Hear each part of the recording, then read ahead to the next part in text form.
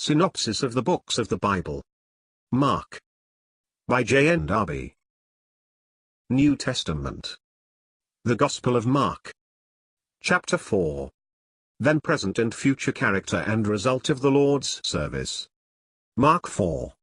This introduces the true character and result of his own service, and all the history of the service that should be accomplished unto a far distant future, as well as the responsibility of his disciples, with regard to the share they would have in it, and the quietness of one who trusted in God while thus laboring, the storms also that should occur, that should exercise faith while Jesus apparently took no notice of them, and the just confidence of faith, as well as the power that sustained it.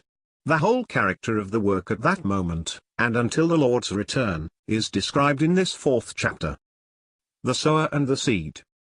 The Lord resumes in it his habitual work of instruction, but in connection with the development that had just taken place of his relationship with the Jews.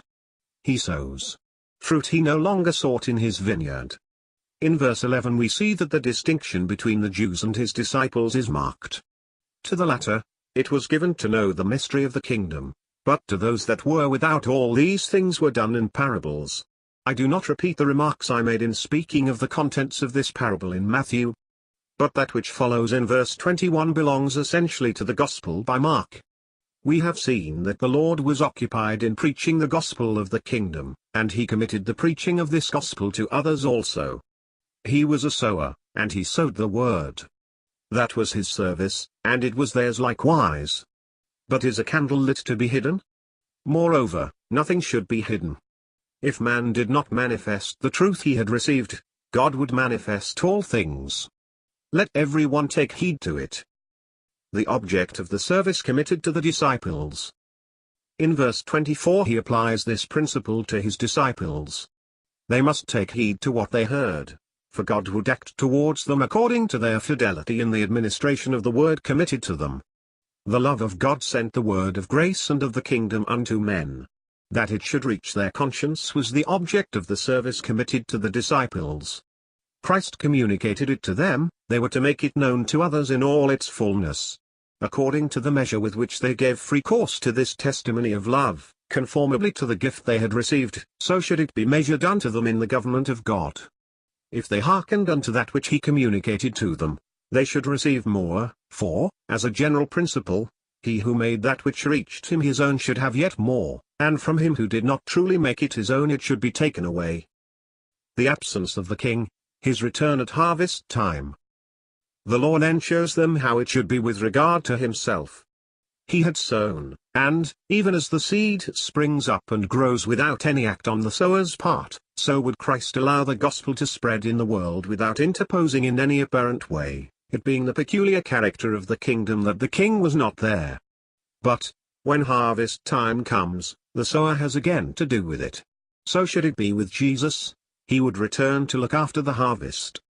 He was personally engaged in the sowing and in the harvest. In the interval, all went on apparently as if left to itself, really without the interference of the Lord in person. The mustard seed, the formation of a great earthly power as the result of a truth preached. The Lord makes use of another similitude to describe the character of the kingdom.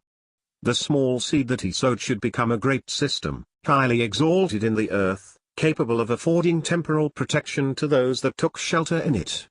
Thus we have the work of preaching the word, the responsibility of the laborers to whom the Lord would entrust it during his absence, his own action at the beginning and at the end, at seed time and at harvest, himself remaining at a distance during the interval, and the formation of a great earthly power as the result of the truth which he preached, and which created a little nucleus around himself.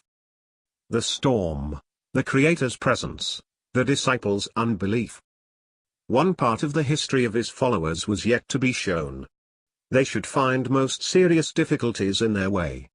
The enemy would raise up a storm against them.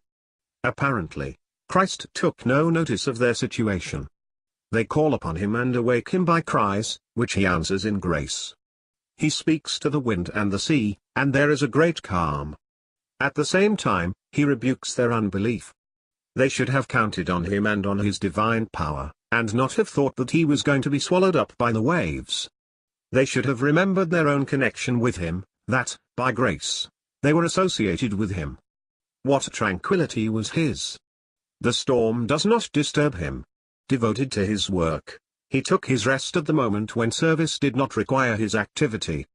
He rested during the passage. His service only afforded him those moments snatched by circumstances from labor. His divine tranquility, which knew no distrust, allowed him to sleep during the storm.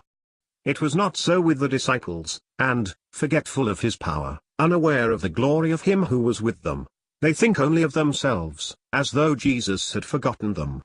One word on his part displays in him the Lord of creation. This is the real state of the disciples when Israel is set aside. The storm rises. Jesus appears to take no heed. Now faith would have recognized that they were in the same ship with him.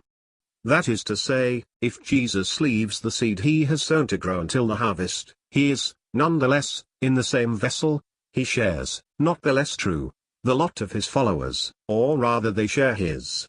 The dangers are the danger he and his work are in. That is, there is really none. And how great is the foolishness of unbelief!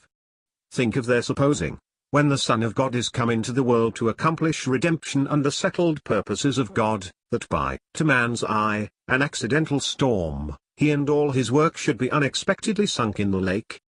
We are, blessed be his name, in the same boat with him. If the Son of God does not sink, neither shall we.